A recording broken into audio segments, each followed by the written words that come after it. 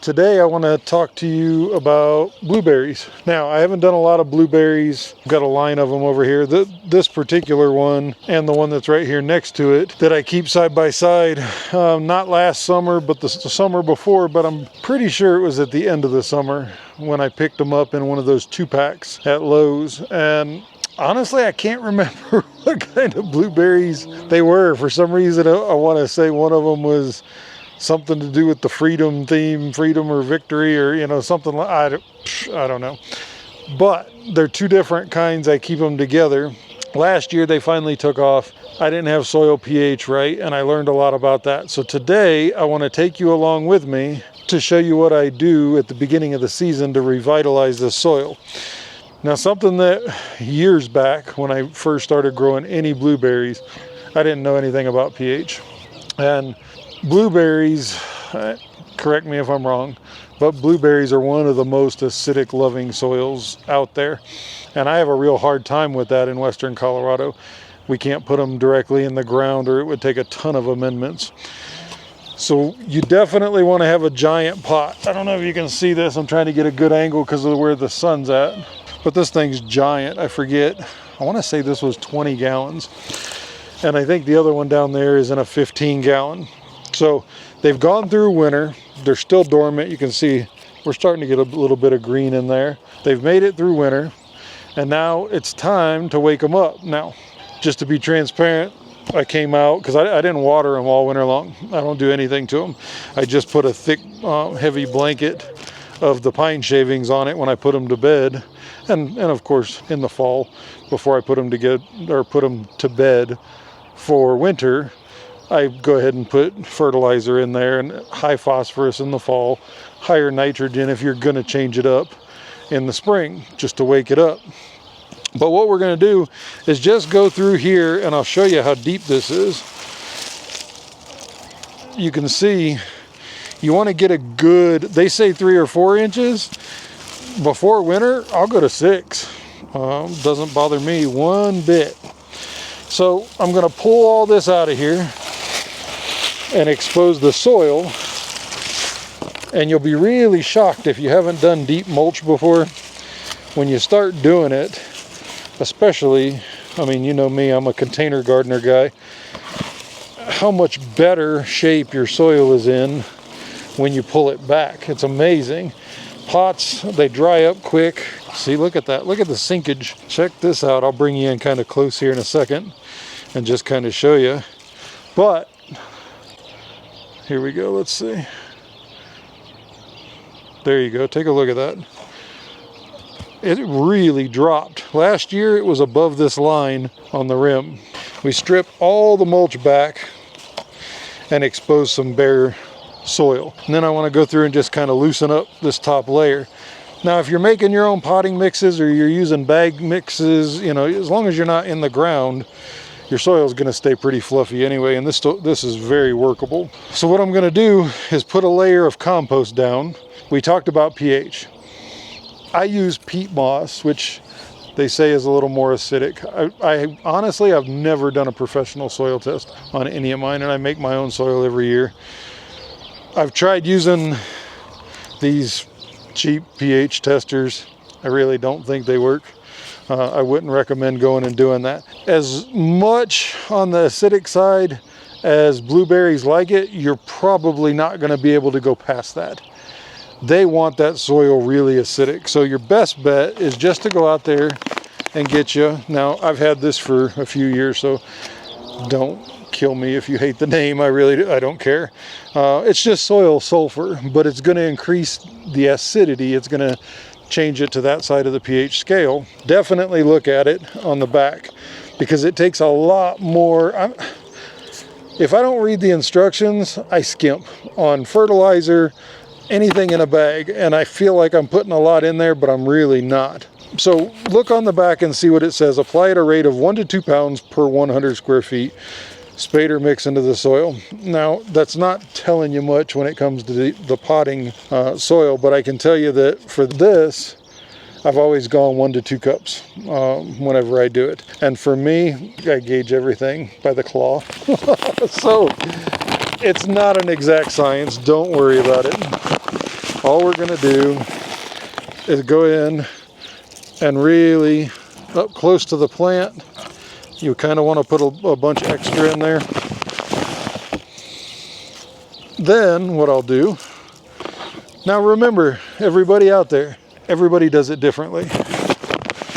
So this is just the way I do it. I'm not saying it's the 100% best way out there. I'm not saying it's the scientific way. I'm saying this is how I do it every year, and it works for me. I'm just showing you what might work for you. I'll follow that up with some trusty compost. Dump a layer of compost in there, and I'm just doing a thin layer right now, and then I'm going to scratch it all together with that soil sulfur that I put in there. I've got a really loose soil going here anyway. Okay, soil sulfur layer, think of it like lasagna. That's what I do. Can you tell? Think about it like lasagna and doing it in layers, and that's just how I do it in my head. Then find yourself a fertilizer. In all honesty, any kind of, I say neutral, but I mean everything in the middle, 5-5-5. You're wanting to kick the plant off for the beginning of the season. So if you're going to go higher in something right now, it's going to be nitrogen, lower on your phosphorus, potassium, if you're going to do it that way. But try to find something in the middle. This one, I really like, the Dr. Earth. It's been formulated, they say, for fruit tree, and it's a 5-5-2. But we're not in fruiting, so I'm not going to use this when I fertilize midway through their warm cycle. I'm going to up their phosphorus and potassium right before they go into fruiting. Again, I usually just dust it. And for me, I've got big old hands. So for me, it's usually about 2 handfuls, sometimes more. Then we're going to hit it with more compost.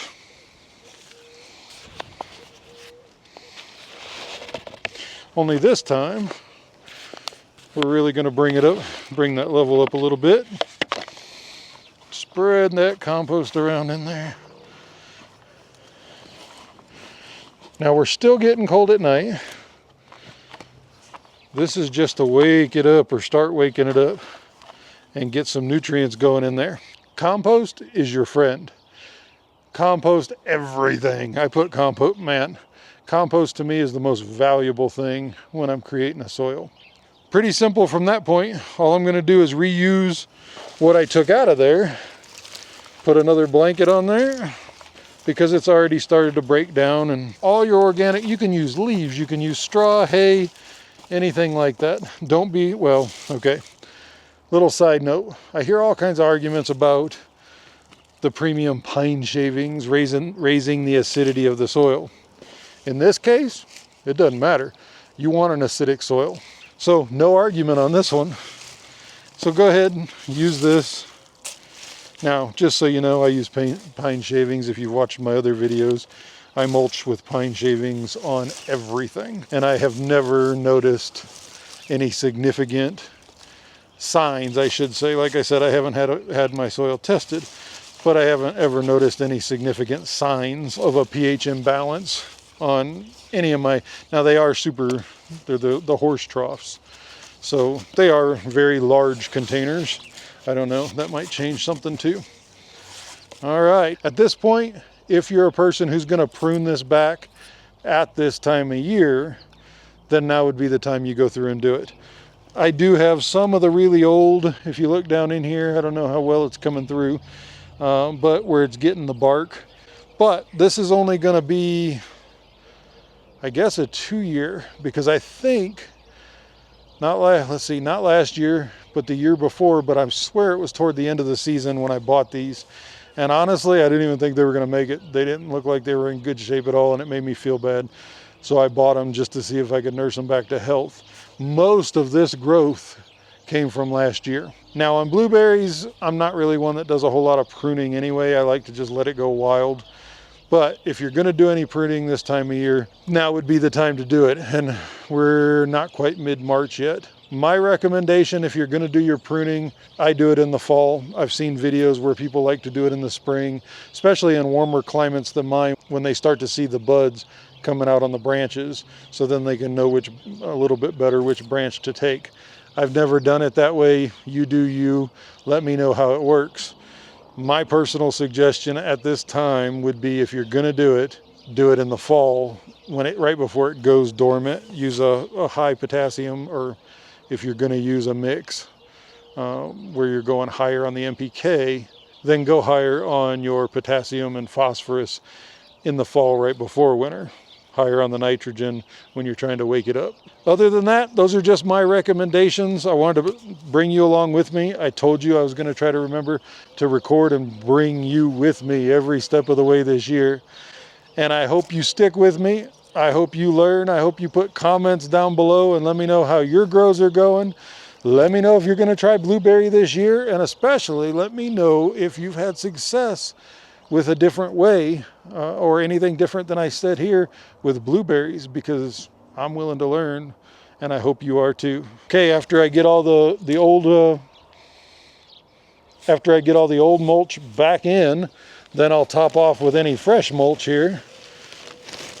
Which again, whether you agree with me or not, I love pine shavings. They've always worked for me.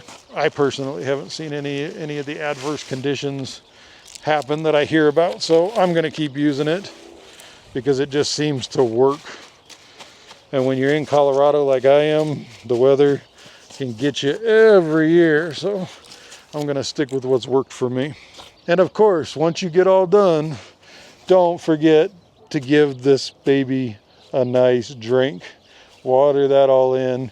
You want to let the water start taking the soil amendments down deeper into the soil, and it'll wake this blueberry up and hopefully give us a bumper crop this year. Okay, all my gardeners and preppers out there, I hope you got something out of this video. If you did, leave me a like down below, and we'll see you tomorrow.